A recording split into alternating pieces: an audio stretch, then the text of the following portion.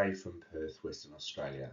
My name is Luke van der Beeke and I'm really looking forward to heading out to Spain and Alicante in a couple of weeks for the World Social Marketing Conference.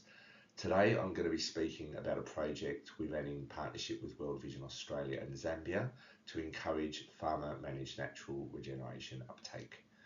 I'm going to run you through a bit of context, our approach to behavioural definition, insight generation and strategy development, before providing a short summary of what's happened since we finalised our work this time, about 18 months ago.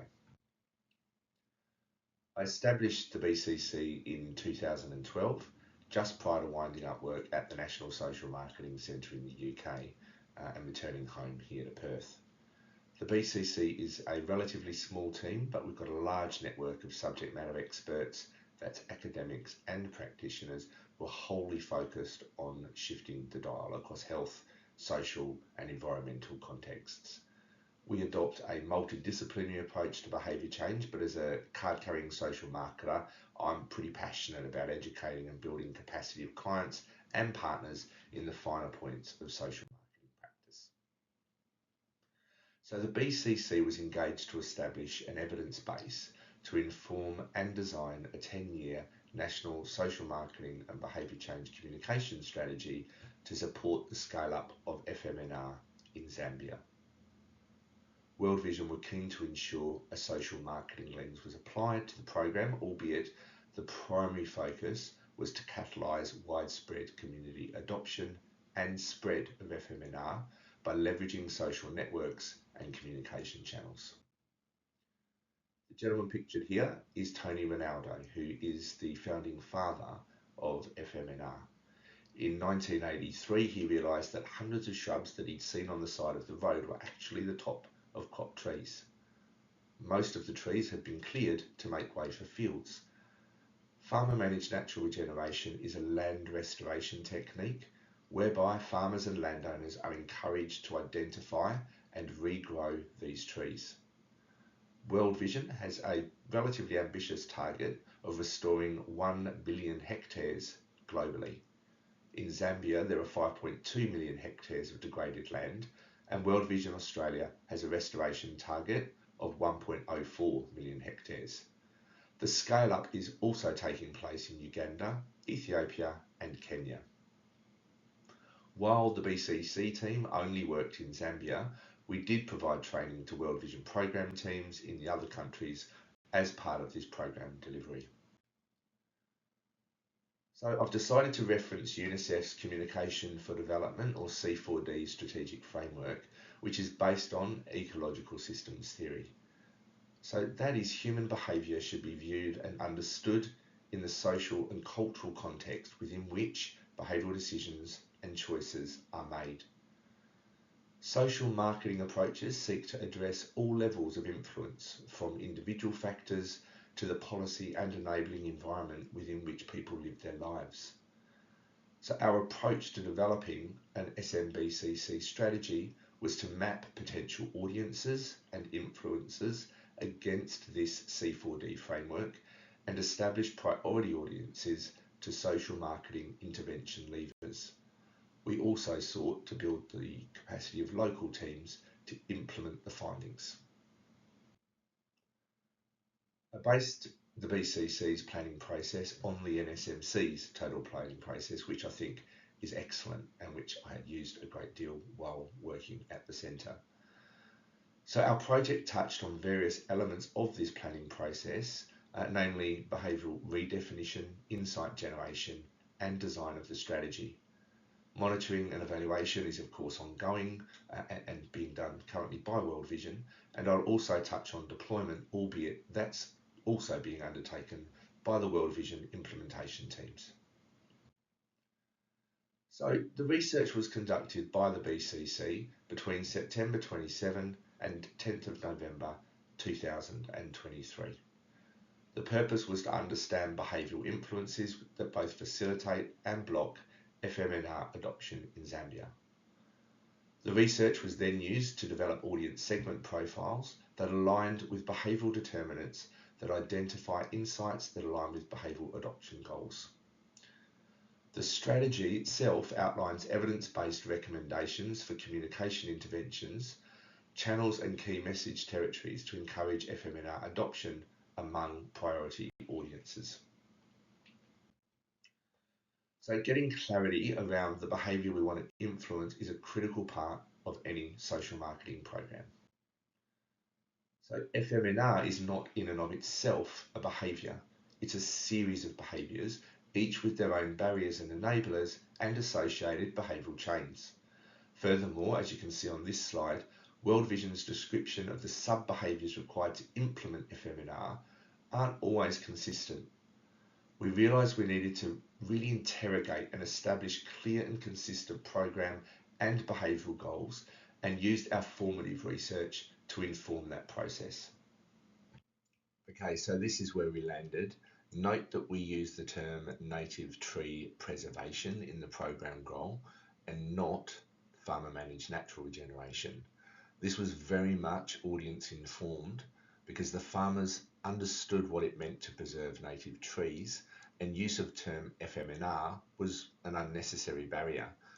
We also refined the sub-behaviours you saw on a previous slide to select, prune, protect, use.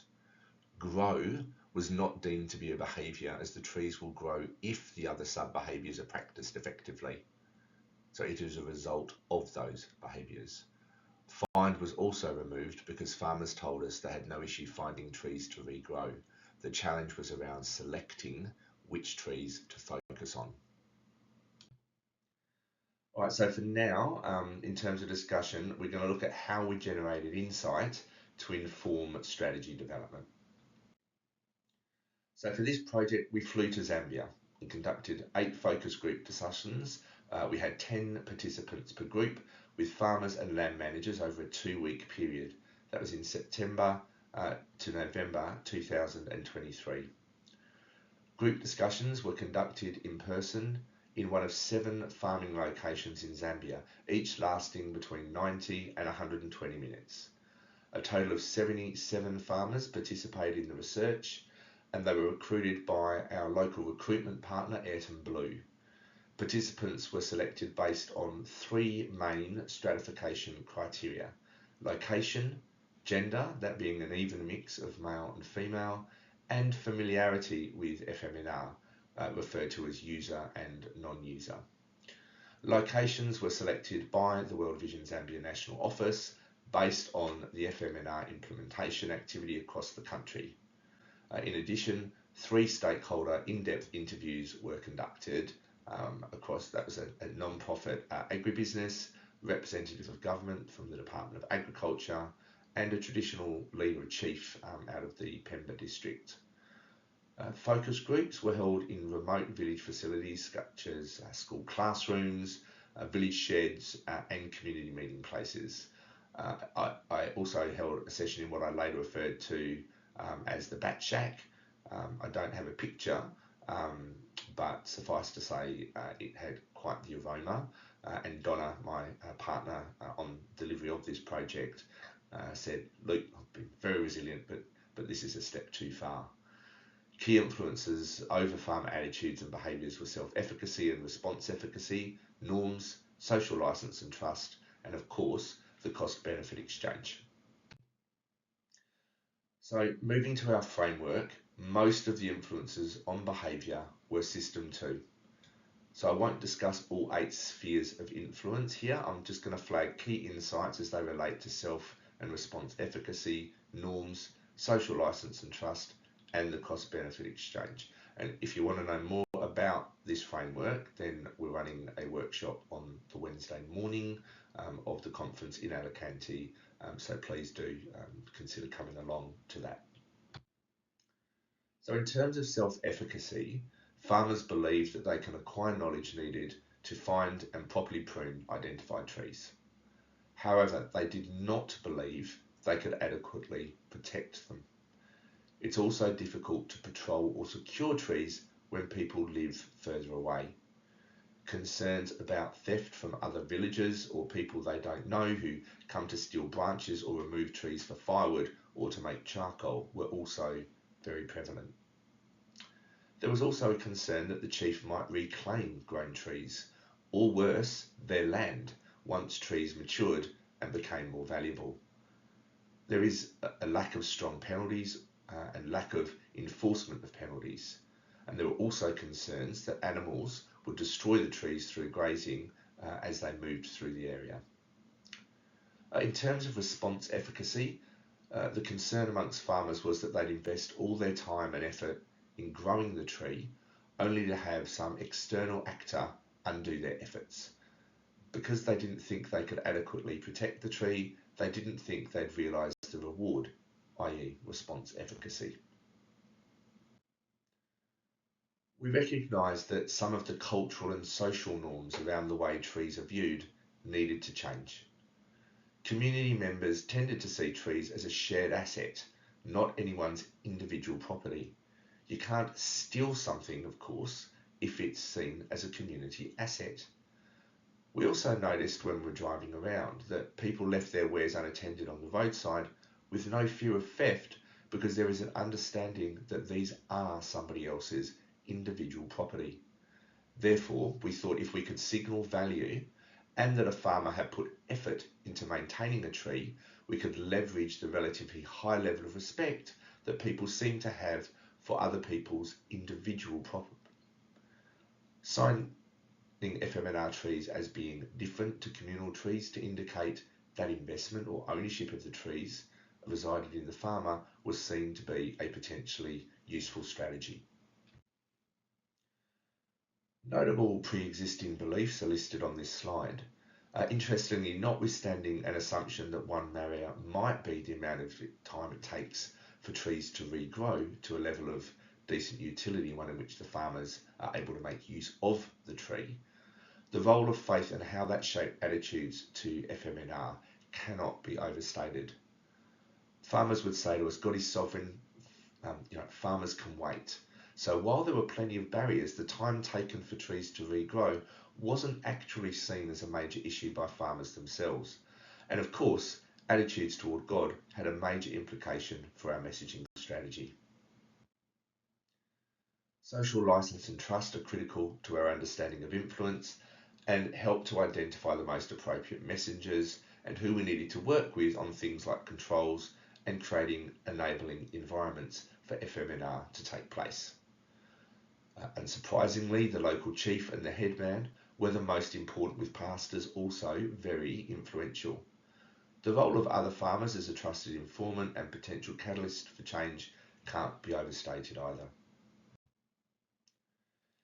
In terms of the cost-benefit exchange, benefits of FMNR were seen to far outweigh the costs of engaging in the activity. Existing users had already seen and were aware of benefits like increased crop yields, health benefits, and farm stability for themselves. Many farmers had to move from previous farms because the soil had become infertile after so many years of working on it. They'd also report local climate benefits and attributed them to regrowing trees on their land. This was an interesting point and certainly led to some really important ethical discussion about the extent to which climate benefits should be leveraged in messaging, given that climate change is not really a localised phenomenon. The only System 1 influence I'll speak to is habits and routines. Farmers felt that FMNR wasn't particularly effortful and could be fitted into their existing routines. Because it's a deliberate, conscious behaviour, the role of System 1, however, and System 1 influences were seen to be minimal overall. A bit on segmentation, which is an oft underdone aspect of social marketing programs, and we therefore gave a lot of thought to what our segmentation should look like. However, there were high levels of homogeneity amongst the farmers and the landholders that we spoke to, and there wasn't really a meaningful segmentation, psychographic or otherwise, that was identified for what is and continues to be a national program. Therefore, we had to get comfortable with that, and the primary target audience were farmers, villagers and landholders, and our secondary target audience of key influencers included potential messengers. but they are also those with the ability to legislate, establish and enforce local rules, and even punishment. They could also allocate land for FMNR, fund programs, and so on and so forth. So you can see here that we mapped those against the C4D framework, which is there to the left. So we also mapped audiences against our 5 intervention levers. The determination as to whether a particular lever would be of use was based on the insight that fell out of our behavioural diagnosis. That is, it fell out of our research with farmers. It was very much lived experience based. So although the main focus of the strategy was communications, being social marketers, we felt compelled to include a snapshot of additional intervention options for World Vision Australia and Zambia to investigate. Social marketing is, after all, far more than just communications, and we did this by target audience. Just a quick note on language. Use of the term FMNR was encouraged when World Vision Zambia was working with government and industry, but when communicating to primary audiences and key influencers, we recommended use of the term native tree preservation, or the 4 steps of native tree preservation, which was much better aligned to existing community understanding and reinforced there were now 4 rather than 3 or 5 sub-behaviours associated with FMNR. But ultimately, the communications execution needed to resonate and be clearly interpreted by those to whom we're communicating with. So I'll now focus on some of the key takeaways from the comms strategy, which again is entirely based on the insights generated through our formative research.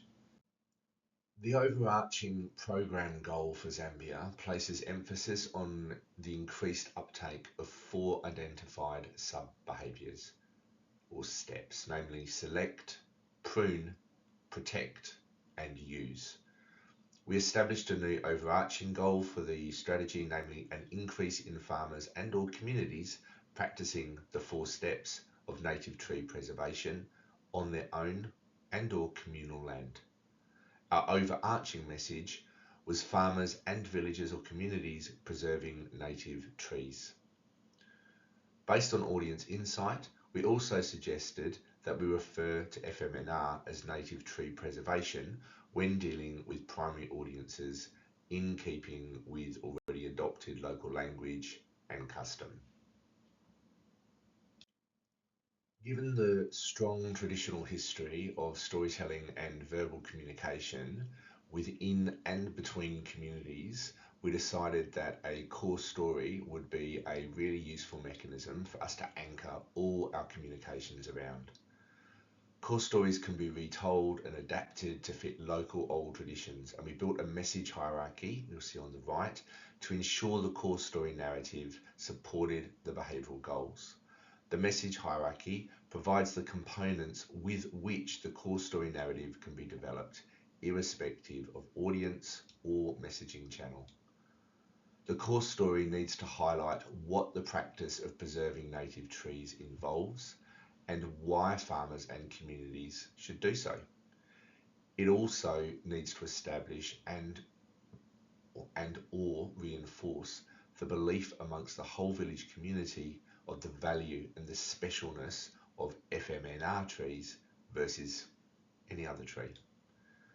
At the second level, the core story speaks to the sub-behaviours or steps needed to successfully undertake Farmer Managed Natural Regeneration and mechanisms for these special trees to be identified through things like signage and markings.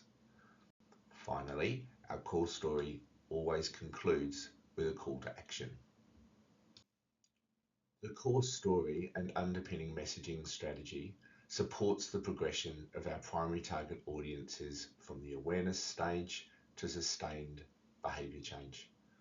While the integrity of the core story needs to be maintained, it can be used as a starting point from which to explore the lived experiences of farmers and the communities within which they live and work.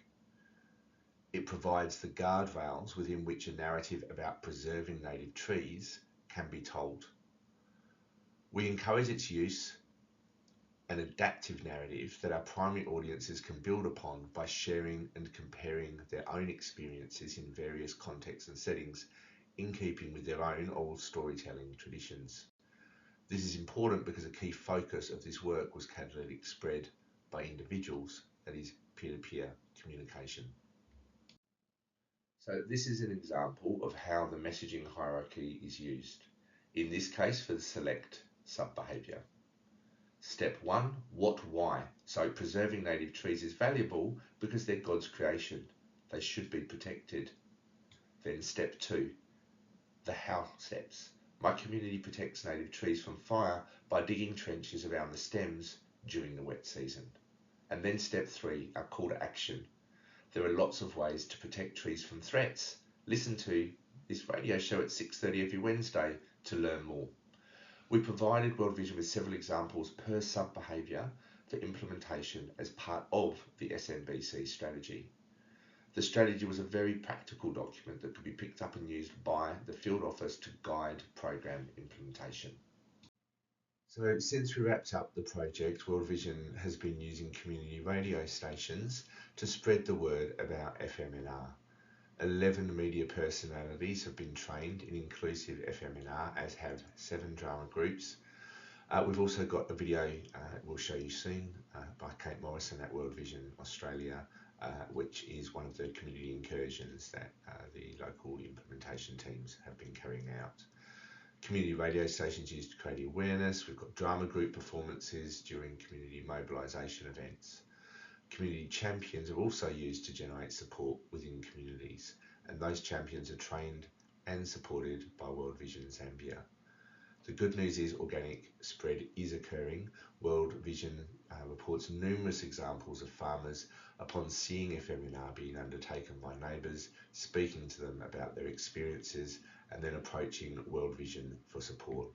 So here's a look at this video. FMNR. Yeah. FMNR. Yeah. FMNR.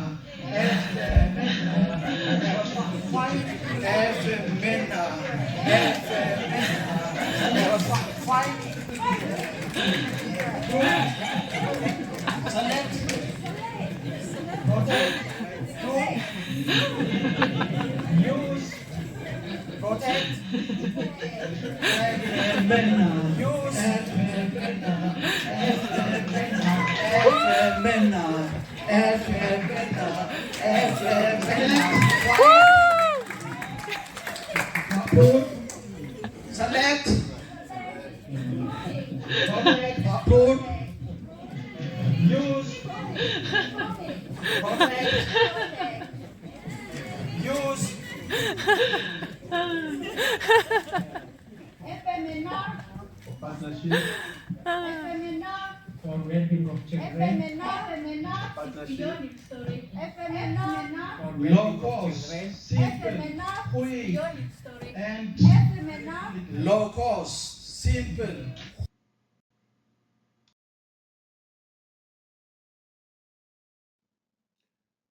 So just a final thought. In an environment where the value of downstream behaviour change initiatives are sometimes questioned, I think this FMNR case study provides a great example of how those sorts of programs can support large-scale system change. The overarching FMNR program values and goals established by World Vision relate to reforestation, climate change and sustainable development goals. They're system-level goals.